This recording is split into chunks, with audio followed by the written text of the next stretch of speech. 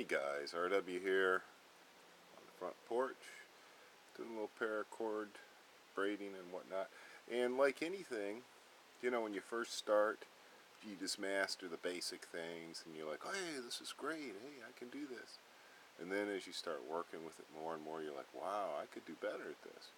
And then as you start doing better, you start going, wow, this is taking a really, really long time. So to just put together a quick paracord, you know, braid isn't too bad. You know, you can do it by hand. But then when it comes to making something that's really, really stiff, I mean, does that look stiff to you? It's defying gravity, and gravity is the law. So for instance, here's mine.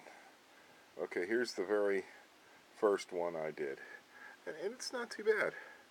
Okay, you hold it out this way, and it stays pretty stiff. It's pretty tight. I did the best I could by tightening it by hand. But you know, you can see this little black one here. It's a little big. This one's a little small. It's uneven tension because I was still training myself how to do the braid. It's actually a lot trickier to do a very neat tight braid than you might think. You can do a simple sloppy braid and then kind of tighten it up a little bit, no problem. But to keep it tight the whole way is so manual. You're using both hands, you're doing back and forth mirroring with both hands, and you're using a lot of muscle. So anyway, then I broke out the jeweler's pliers and started cinching stuff up. This thing is crazy, man. Now I don't know. See, the thing is that it's not like super tight is necessarily the best.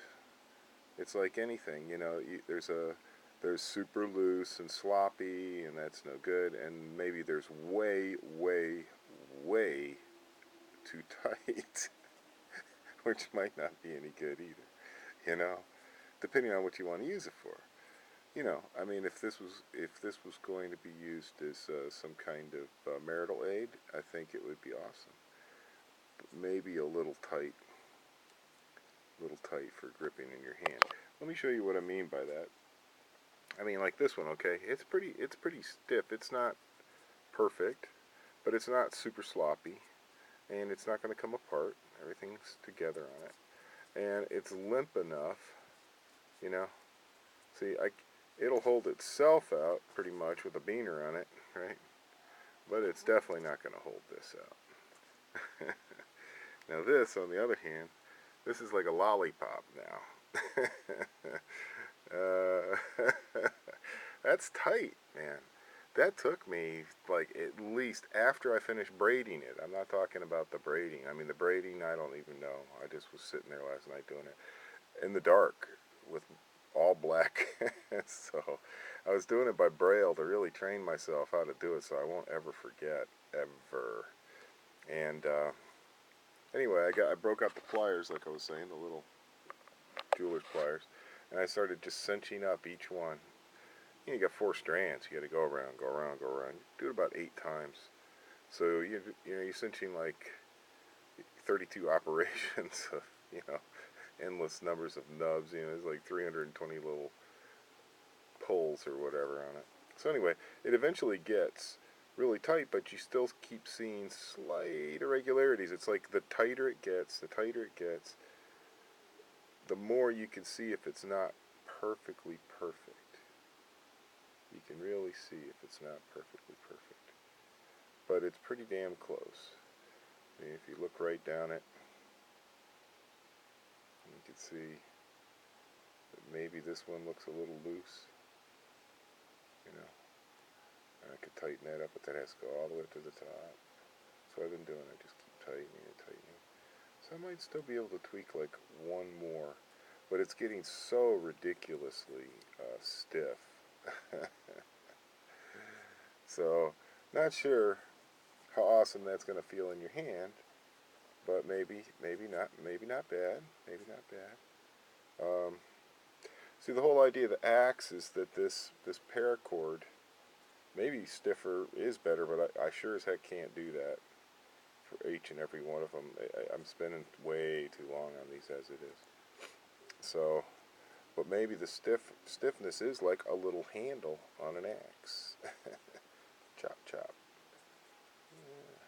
Yeah. I swear to God, it looks like a little axe now. It's like a little axe. Chop, chop, chop. This thing is so stiff. That's crazy.